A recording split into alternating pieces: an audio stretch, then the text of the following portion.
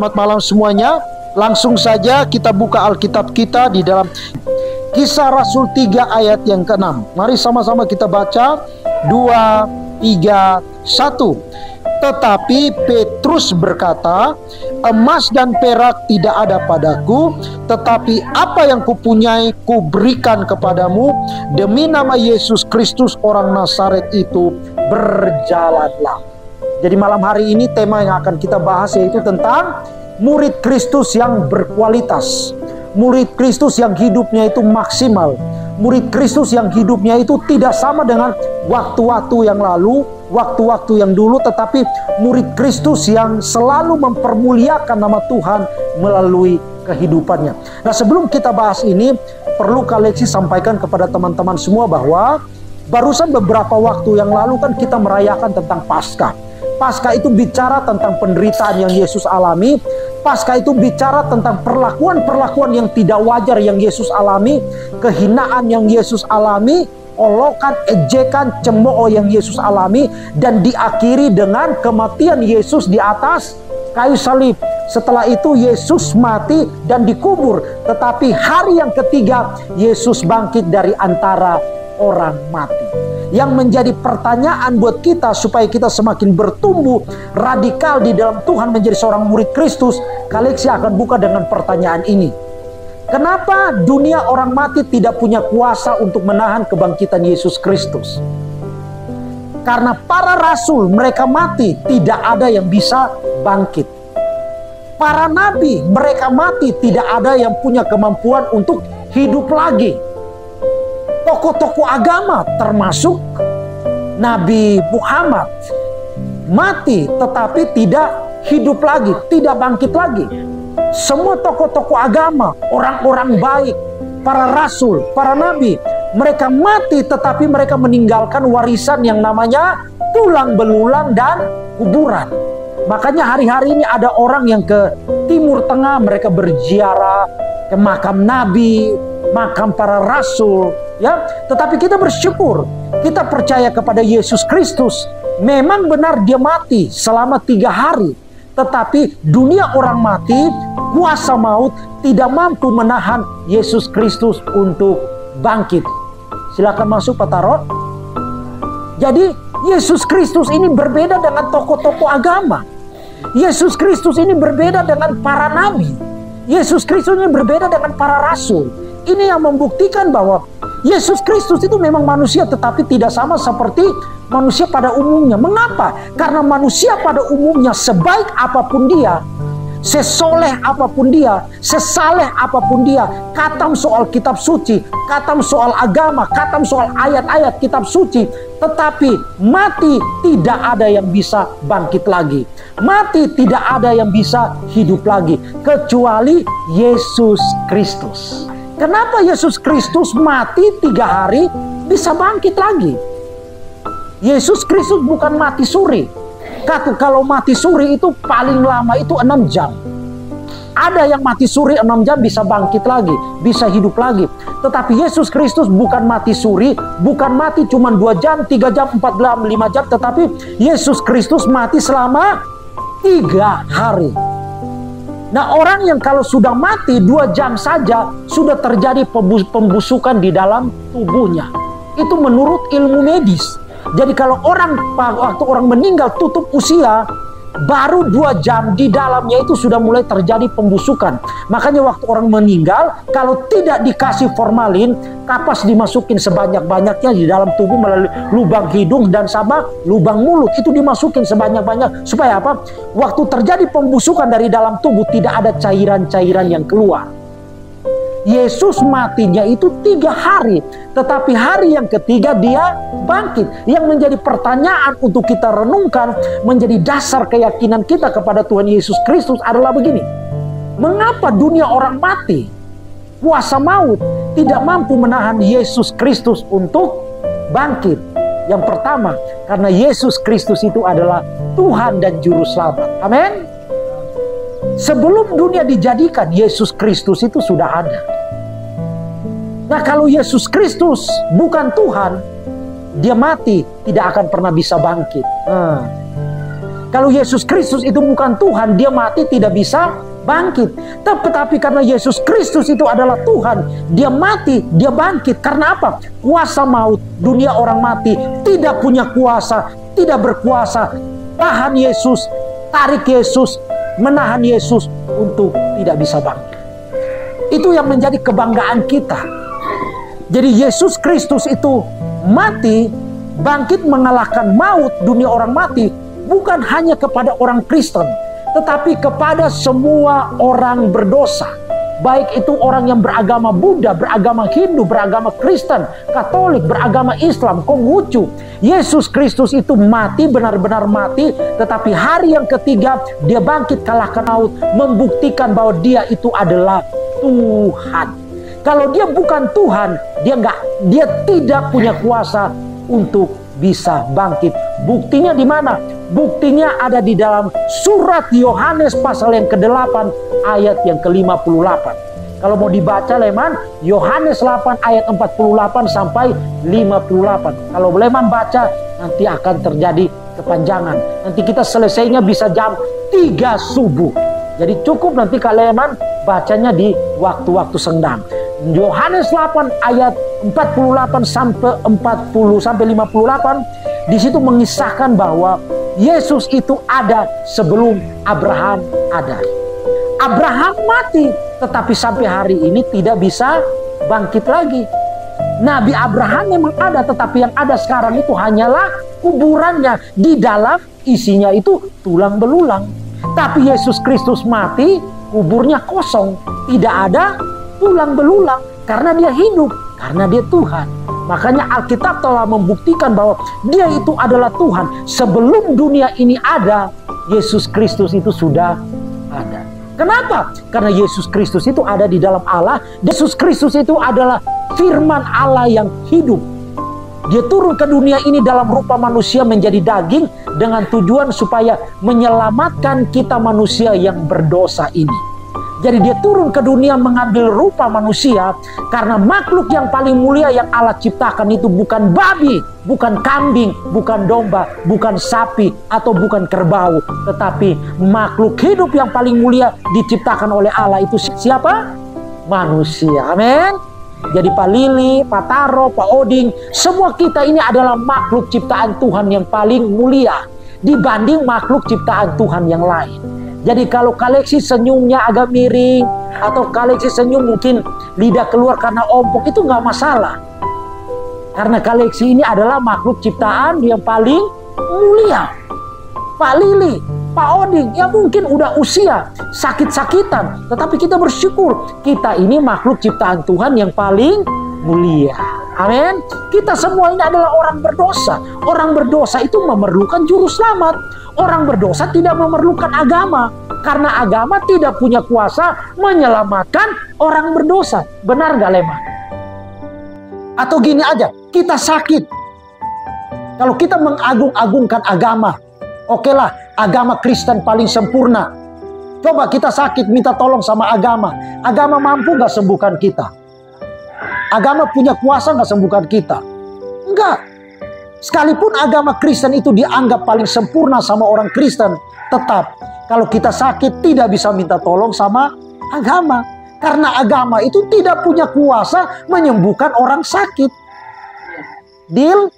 Termasuk agama Hindu, termasuk agama Buddha. Tidak ada agama yang punya kuasa menyembuhkan makhluk, menyembuhkan manusia, menyembuhkan kita pada saat kita sakit. Kalau kita sakit, yang kita minta tolong kepada siapa? Contohnya begini, Pak Lili sedang sakit. Agama Kristen, sembuhkan saya. Saya udah sakit 3 bulan kok gak sembuh-sembuh. Tolong saya agama Kristen. Bisa gak agama Kristen sembuhkan? Gak bisa? Gak bisa. Makanya kita beranggapan agama Kristen paling sempurna, tapi buat Kaleksi tidak sempurna. Karena yang sempurna itu cuman Allah, cuman Tuhan. Makanya kalau kita sakit, kita minta tolongnya sama siapa? Sama Tuhan atau sama agama? Kalau kita sakit nih, Galaksi tanya nih. Kalau kita sakit nih, kita minta tolong sama siapa? Sama Tuhan. Karena yang menciptakan kita itu Tuhan, bukan agama. Agama itu cuma wadah yang dibuat oleh manusia. Agama itu cuma wadah yang dibangun oleh manusia. Nah, segala sesuatu yang dibuat dan dibangun oleh manusia, sifatnya itu terbatas, tidak sempurna. Apa yang mau kita banggakan dari agama? Tidak ada yang kita bangga-banggakan dari agama. Karena agama tidak punya kuasa tolong kita. Waktu kita sakit, punya persoalan, pergumulan, minta tolongnya sama Tuhan. Nah, kalau begitu ngapain kita mengagung-agungkan agama? Mendingkan kita mengagungkan Tuhan, pemilik dari kehidupan kita, yang pegang nafas hidup kita, kesehatan kita. Itu kan bukan agama, tetapi siapa? Tuhan. Dunia orang mati tidak mampu menahan Yesus untuk bangkit, karena Yesus Kristus adalah Tuhan. Dia memang manusia, tetapi tidak sama seperti manusia pada umumnya. Dia memang manusia, tetapi dia adalah manusia yang sangat berbeda. Jadi Allah turun ke dunia ini menyerupai manusia untuk menyelamatkan manusia dari dosa, kematian, dan kebinasaan. Amin. Yang kedua, kenapa kuasa maut tidak mampu menahan Yesus untuk bangkit? Yang kedua, karena di dalam diri Yesus tidak ditemukan satu dosa, satu kejahatan, satu pelanggaran apapun. Karena begini, kalau seumpamanya di dalam diri Yesus ada dosa, ada kejahatan, ada kesalahan, maaf Kak Rama, sia-sia kita percaya kepada Yesus. Sia-sia kita beriman kepada Yesus. Karena apa? Dia mati, pasti dia nggak akan pernah bisa bangkit. Karena begini, maut itu yang pegang kuasa di dunia orang mati. Kenapa para nabi, para rasul mereka nggak bangkit-bangkit? Tokoh-tokoh agama yang begitu hebat, kenapa mereka nggak bisa bangkit? Karena di dalam diri mereka ada dosa, ada pelanggaran, ada kejahatan. Makanya mereka nggak bisa bangkit. Ditahan sama kuasa maut, ditahan sama kuasa orang mati. Tetapi Yesus Kristus, kuasa maut, kuasa kematian tidak mampu menahannya. Karena di dalam diri Yesus tidak ada pelanggaran, tidak ada dosa, tidak ada kejahatan apapun. Makanya kita semua yang duduk malam hari ini nih, kalau kita mati tuh nggak akan pernah mungkin kita bangkit. Mati terus. Sebaik apapun Pak Taro, maaf. Sebaik apapun Pak Oding, Pak Lili, Kak Rama, Kak Leksi, sebaik apapun kita, tetap kita mati, kita nggak akan pernah bisa bangkit. Karena kita banyak dosanya kok. Kita banyak salahnya, banyak jahatnya, banyak pelanggarannya. Karena kita nggak bisa bangkit, kita nggak bisa melepaskan diri dari dunia orang mati. Kita butuh Tuhan. Amin. Sekali lagi ya. Karena kita ini setelah mati tidak bisa melepaskan diri kita dari dunia orang mati. Kita butuh yang namanya Tuhan. Karena Tuhan yang punya kuasa melepaskan kita dari dunia orang mati. Jadi kalau kita yang percaya sama Tuhan Yesus, dengar baik. Kita matinya cuma satu kali. Namanya mati jasmani. Semua manusia yang ada di muka bumi ini pasti ngalami yang namanya kematian. Nah, di antara kita ini siapa yang duluan kan kita nggak tahu. Ini kita lagi ngantri nih. Pak Taro, Pak Lili, Pak Oding, termasuk Kak Leksi. Nah, ini kita lagi ngantri ini. Siapa yang duluan kan kita nggak tahu. Tapi yang tahu itu adalah siapa? Tuhan. Yang tahu itu adalah Tuhan. Semua orang mengalami yang namanya kematian jasmani. Tetapi orang yang percaya kepada Yesus Kristus, dia memang benar mengalami yang namanya kematian jasmani. Tetapi cuma satu kali. Karena apa? Waktu Yesus Kristus kembali datang di atas awan yang permai, dia menjemput orang-orang yang percaya kepada dia, dibawa kepada kerajaan sorga. Amin. Dibawa kepada apa? Dibawa kepada kerajaan sorga. Bukan untuk menikmati 72 bidadari. Dengar baik ya. Kita dibawa sama Tuhan Yesus masuk ke sorga itu bukan supaya kalau kita laki-laki menikmati 72 bidadari. Tidak. Tapi kita ada di sorga itu untuk mempermuliakan nama Tuhan. Di sorga itu sudah tidak ada lagi kawin-mawin. Sudah tidak ada lagi seks. Nah, kalau di sorga itu ada kawin-mawin, ada seks. Sorga apaan itu? Saya nggak mau pergi ke sorga model begitu. Ya, tapi saya mau sorga yang mulia, sorga yang suci, sorga yang kudus. Pilih sorga yang ditemani sama 72 bidadari.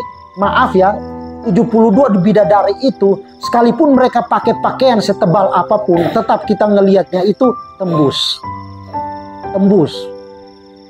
Kira-kira Pak Odi mau nggak? Sorga yang disediakan 72 bidadari Pak Odi. Kita ngelihat walaupun pakaiannya setebal 5 cm, tapi lihatnya itu tembus Pak Odi. Kira-kira mau nggak? Saya pergi sorga yang mulia, sorga yang kudus. Nah, sorga yang tidak ada bidadarinya itu cuman sorganya Tuhan Yesus. Sorga yang tidak ada bidadarinya itu adalah sorganya siapa? Sorganya Tuhan Yesus. Suci, kudus, mulia. Saya pilih sorga yang suci, kudus, mulia. Yang ketiga, kenapa kuasa orang mati tidak mampu menahan Yesus Kristus untuk bangkit? Karena begini, sebelum Yesus Kristus itu ada, ratusan tahun, siapa itu Yesus sudah diceritakan, sudah diberitahu, sudah dinubuatkan, sudah dikisahkan. Kira-kira Pak Taro lahir, udah ada orang yang tahu nggak Pak Taro akan lahir? Nggak ada. Nanti Pak Taro umur sekian akan mengalami kecelakaan. Nanti Pak Taro umur sekian akan kehilangan istri. Nanti Pak Taro umur sekian akan begini-begini. Ada yang tahu? Nggak ada. Bahkan yang duduk pada malam hari ini tidak akan pernah tahu kalau besok apa yang terjadi. Kira-kira Pak Taro tahu apa yang terjadi besok? Besok pagi bangun jam 7 atau jam 8 kira-kira tahu? Nggak tahu. Besok kita mau makan apa aja kita nggak tahu. Makannya pakai piring warna apa aja kita nggak tahu. Minum airnya jam berapa aja kita nggak tahu. Tetapi Yesus, tetapi dia itu berbeda dengan manusia pada umumnya. Sebelum dia lahir, bayangin, ratusan tahun itu sudah diceritakan kisah hidupnya. Dia akan lahir di kota mana, dia akan lahir dari seorang perawan, dia akan mengalami melakukan mujizat, dia akan mati, dia akan disalibkan, tapi 3 hari dia bangkit. Itu sudah dikasih tahu ratusan tahun sebelum dia ada. Nah, kira-kira nih, kalau orang model begini nih, sebelum dia ada, sebelum dia lahir, sudah dikasih tahu terlebih dahulu. Tetapi Yesus Kristus, sebelum dia mati, sudah diberitahu ratusan tahun, sama-sama bilang ratusan tahun. Nah, bukan dikasih tahu minggu kemarin, bulan kemarin, atau 2 hari yang lalu, tetapi ratusan tahun, sama-sama bilang ratusan tahun. Makanya di mana-mana kami beritakan tentang Yesus Kristus, karena dia itu berbeda dengan manusia pada umumnya. Tidak ditemukan satu dosa, sudah dikasih tahu sebelum dia lahir ratusan tahun yang lalu. Mari sama-sama kita menjadi pengikut Yesus Kristus. Jangan menjadi pengikut agama Kristen. Sekali lagi ya, karena agama Kristen tidak menyelamatkan kita dari dosa. Agama Kristen tidak punya kuasa menghapus dosa-dosa kita. Ya, jadi Kaleksi juga nggak bangga jadi orang Kristen. Ya memang sebagai warga negara Indonesia yang baik, kita harus beragama. Ya udahlah, kita tunduk dan taat kepada otoritas hukum yang ada di Indonesia. Ya udah, karena papa mama Kristen, ya udahlah kita beragama Kristen.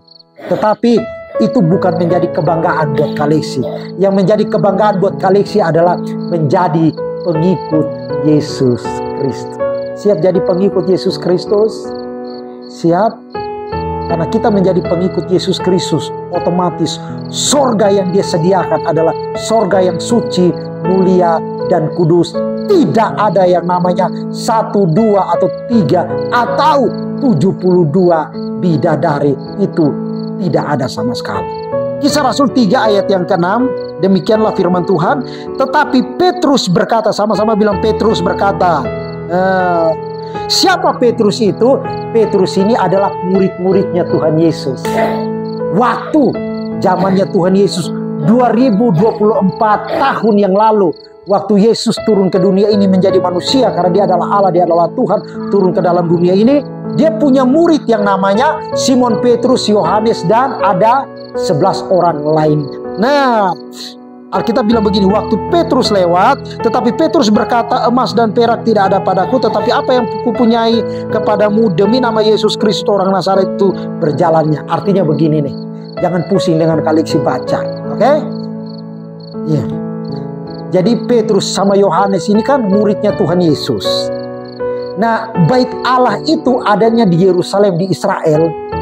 Di pintu bait Allah itu, sebelum orang mau masuk untuk beribadah, di depan pintu itu udah gerombolan orang-orang sakit, orang-orang lumpuh, pengemis-pengemis. Mereka duduk tuh di depan pintu. Dengan tujuan mereka berharap supaya kalau orang-orang lewat masuk beribadah, mereka dapatkan sedekah. Atau kalau nggak dapat uang lah, ya setidak-tidaknya mereka tidak didoakan, nggak jadi masalah. Yang penting mereka dapat uang atau dapat sesuatu. Nah, waktu zaman itu emas dan perak itu nilainya itu sangat tinggi dan berharga banget. Sekarang Kaliksi tanya, kira-kira emas dan perak hari ini berharga banget nggak? Berharga banget nggak? Juga berharga banget. Jadi orang yang sakit lumpuh sejak lahir, mereka sudah tidak pusing lagi. Mau sembuh apa nggak sembuh, biarin aja. Yang penting saya dapat sedekah. Saya dapat uang lah buat beli makan, bertahan hidup. Karena saya udah sakit lumpuh, nggak mungkin sembuh-sembuh. Karena udah didoain, nggak sembuh-sembuh juga. Nah satu waktu begini, Simon Petrus, Yohanes, muridnya Tuhan, mereka lewat. Orang yang sakit lumpuh sejak lahir, tangannya begini. Waktu mereka lihat Petrus sama Simon Petrus lewat, padahal mereka sakit lumpuh sejak lahir, mereka begini. Terus Simon Petrus sama Yohanes bilang begini, emas dan perak tidak ada padaku, tetapi apa yang kupunyai kuberikan bagimu. Ini kan orang sakit, orang lumpuh. Langsung Simon Petrus sama Yohanes bilang begini, demi nama Yesus Kristus berjalanlah. Seketika itu juga orang yang tadinya lumpuh sejak lahir sudah tidak lagi berpikir untuk sembuh, karena dia udah cukup usia. Yang udahlah mau matilah. Yang penting saya dapat sedekah, dapat uang lah buat makan. Dalam sekejap sembuh kembali sehat seperti orang normal pada umumnya. Kira-kira dahsyat banget nggak? Sampai-sampai Pak Oding nih Kaliksi kasih tahu ya. Itu bayangannya Simon Petrus, dia kalau jalan lewat model sakit kayak Pak Oding, Pak Lili begini, kecil, sama-sama kecil. Cuman bayangannya Petrus lewat aja, yang sakit langsung sembuh. Beda dengan bayangan Kaliksi. Kaliksi mau jalan bolak-balik. Gak sembuh-sembuh juga. Bosan. Tapi murid-muridnya Tuhan Yesus, mereka lewat aja, bayangannya kena orang sakit, sembuh. Sembuh itu bukan karena bayangan mereka. Sembuh itu karena Tuhan Yesus yang ada di dalam mereka. Sampai-sampai sapu tangannya Petrus, man, itu dikebasin, sembuh. Kira-kira keren banget gak? Kalau Simon Petrus waktu itu ada zaman sekarang, pasti rame-rame kita cari ya Pak Udin ya. Pak Udin mau sembuh nggak? Mau sehat banget nggak? Pak Lili mau sembuh nggak? Mau sembuh? Semua kita mau sembuh. Tapi solusinya bukan bayangan, solusinya itu bukan sapu tangan, solusinya itu bukan bayangan sama sapu tangannya, bukan solusinya. Tetapi solusinya itu adalah Tuhan Yesus yang ada di dalam diri Simon Petrus dan Yohanes. Dari mana Kaliksi buktinya? Kan Simon Petrus yang bilang, emas dan perak tidak ada pada kami. Yang kami punya itu hanyalah Yesus Kristus. Kan bukan Yesus Kristus berupa manusia yang digendong-gendong di bawah-bawah. Tetapi Yesus Kristus itu ada di dalam hatinya Simon Petrus dan Yohanes. Makanya waktu mereka lewat, mereka ngomong dalam nama Tuhan Yesus, sembuh. Siapa yang menyembuhkan? Tuhan Yesus Kristus. Jadi malam hari ini Kaliksi nggak panjang lebar. Sama juga seperti Petrus sama Yohanes. Emas dan perak tidak ada padaku. Kaliksi nggak bawa emas Pak Udin. Uang juga tadi tinggal berapa. Kaliksi memang nggak punya apa-apa. Tapi Kaliksi nggak takut. Karena apa? Yang Kaliksi punya adalah Tuhan Yesus Kristus. yang menjadi pemilik dari kehidupan.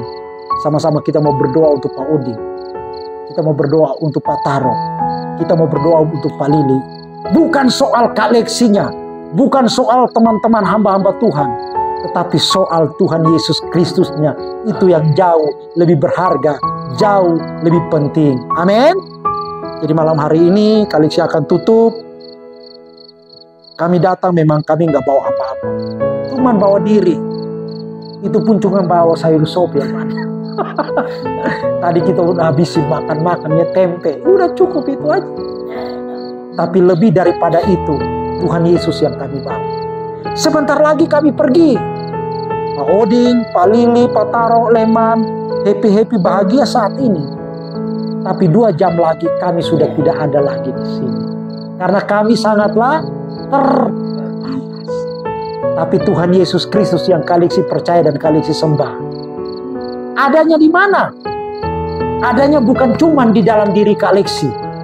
Adanya di mana? Bukan cuma ada di dalam diri Kak Rama, Kak Friska, dan Kak Sadra. Tetapi Tuhan Yesus Kristus yang tidak terbatas itu. Ada di mana? Ada di mana? Ada di dalam Pak Odin. Ada di dalam Pak Lili. Ada di dalam Pak Taro. Itu ukuran.